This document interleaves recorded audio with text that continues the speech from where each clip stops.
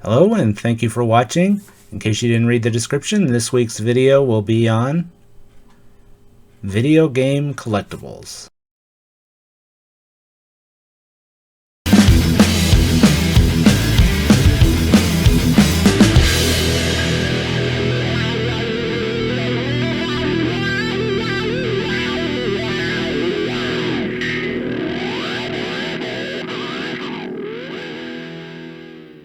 When people think of video game collectibles, the first thing that comes to mind is probably amiibos, or maybe pop figures, or collector's editions for video games, whether it's Persona or Fallout Pip-Boys or GTA special editions, or Dishonored Mask. But there are a lot of other types of collectibles.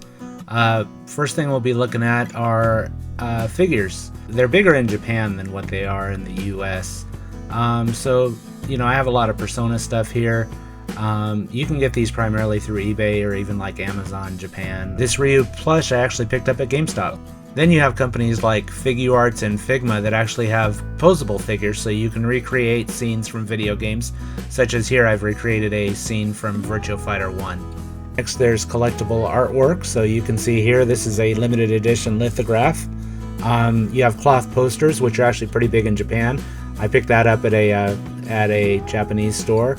And then you have just regular flags that are recreations. I actually picked that one up on Amazon. Next you have other forms of media, such as movies, which a lot of anime games are made into movies. And then you have soundtracks, which again are pretty big in Japan. You can pick those up for most games. You can actually get some soundtracks on vinyl.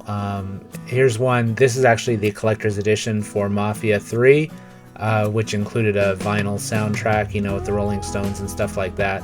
But then also I've got other soundtracks on vinyl for different games. And then finally, if you want to combine the two, there's actually concerts that you can actually get live performances of the concerts on Blu-ray. You have die-cast or other recreations of stuff from video games, such as the SX-3 Alliance Fighter from Mass Effect 3 here, or the Flea from Fallout, this is actually a really good die-cast creation. I think I've shown this in a previous video.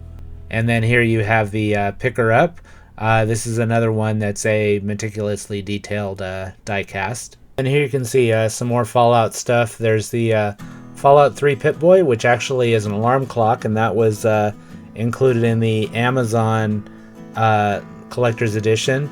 And then you can see a Sunset Sarsaparilla, which was actually homemade, and then the Fallout 3 Collector's Edition lunchbox back behind, and a Nuka-Cola Quantum, a few bottles of that in the back.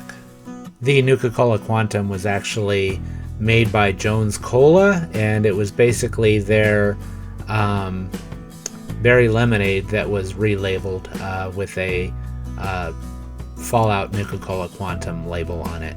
And then here you can see the Fallout Mini Nuke. This is actually the anthology for PC that comes in a Mini Nuke case. If you're really crazy, you can create your own vault suit or, any outfit from a video game, basically. I mean, it's big for cosplay, but you don't necessarily have to do that. You can just use it for decoration.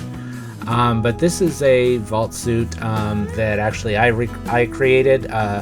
It's Vault 108, so that was actually, the Gary Vault from Fallout 3, so that's kind of what I wanted. I wanted to do that rather than just buying one for Vault 101 or Vault 111. And of course, you have the general branded merchandise that you pick up at GameStop or wherever. I generally try not to get too much to that stuff, but hats are cool. And of course, you have mini systems. A lot of these are basically meant to be played, but this one obviously is so small, you can't tell by the picture, but it is so small that it's basically more of a collectible than anything. And in addition to the mini consoles, you also have little micro arcade machines, which again are basically impossible to play, but they look cool on a shelf. Of course, you have collectible consoles. Again, these are consoles, so you're going to play them, but this one is actually played, but a lot of them are so valuable that people don't ever open them or play them.